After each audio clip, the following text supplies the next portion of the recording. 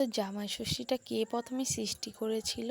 সে যদি বুদ্ধি করে একটু বৌমা ষষ্ঠীটাও সৃষ্টি করতো তাহলে কতই না ভালো হতো বলো তো।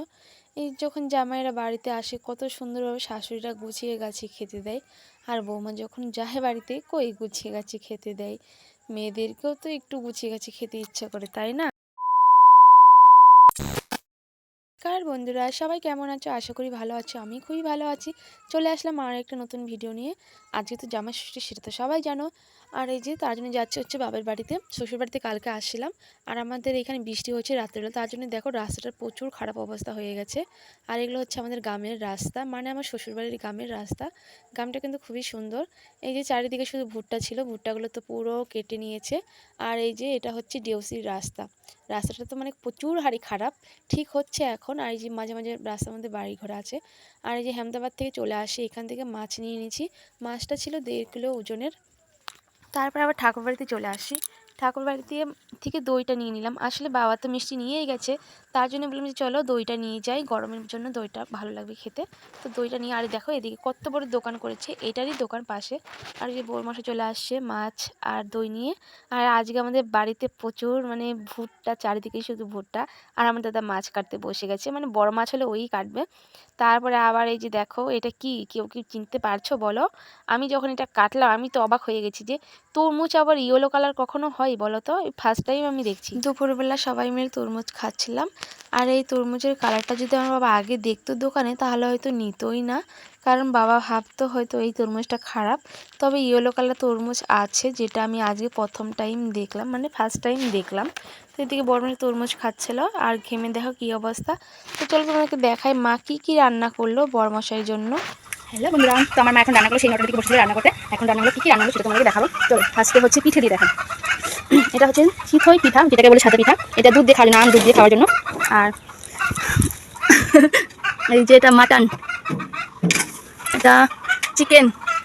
তারপরে আছে এদিকে, এখানে আছে 4 রকমের ভাজা। এবার এই যে মাছের মাথা। আর এই যে ডাল, এখানে সালাড আছে, এটা রাখছি। মাছের ফুলকা ভাজা, এই যে শসা, চাটনি, লেবু। আর কি আছে, এটা চচ্চড়ি, এটা কচু আর ডিম দিয়ে। আর এটাও একটা চচ্চড়ি, এটা হচ্ছে ডিম, এটাও ডিম দিয়ে। ব্যাস, এটা আর দুধটা হচ্ছে বাইরে আছে। এখানে আমার মা বড়মশাইকে খেতে দিচ্ছিল, আমিও একটু গুছিয়ে গুছিয়ে দিচ্ছিলাম। তার সাথে হচ্ছে আমার বাবার জন্য দিয়েছিলাম। আমরা কেউ এখনও কিছুই খাইনি। আর রান্নাবান্না করতে করতে অনেক দেরি হয়ে গেছে। আর বাড়িতে যেহেতু ভুট্টা ছিল, তো ভুট্টাগুলো তুলে তারপরে যে ভাত খেতে দিচ্ছি। এখানে মিষ্টি ছিল, দই ছিল, ফল ছিল। আর যে দেখো এত কিছু, আমার বড় কিন্তু এত কিছু খায়নি। ও শুধু মাটন দিয়ে খেয়েছে, আর মাছের মধ্যে তো হাফ খেয়েছে।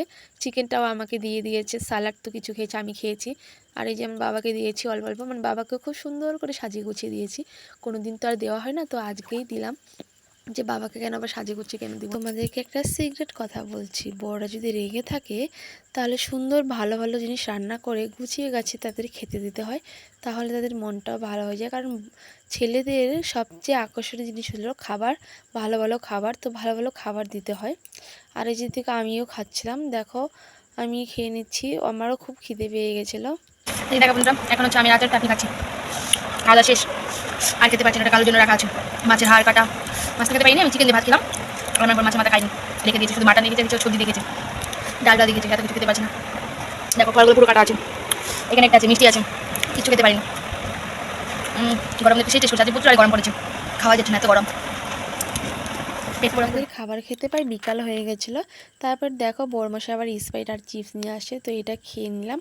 তারপরে আমার দাদা বললো যে ঘোল বানাতে, রাতেরবেলা কেউ কিছু আর ভাত খাবে না, তো ঘোলটা খেলে পেটটা ঠান্ডা থাকবে। এখানে লবণ তারপর লেবু দিয়ে ঘোলটা বানিয়ে সবাই মিলে খেলাম। তোমাদের ভিডিওটি কেমন লাগলো অবশ্যই বলবে, ভালো লাইক কমেন্ট শেয়ার অবশ্যই করবে। ওকে সবাইকে বাই, দেখা হচ্ছে পরের ভিডিওতে।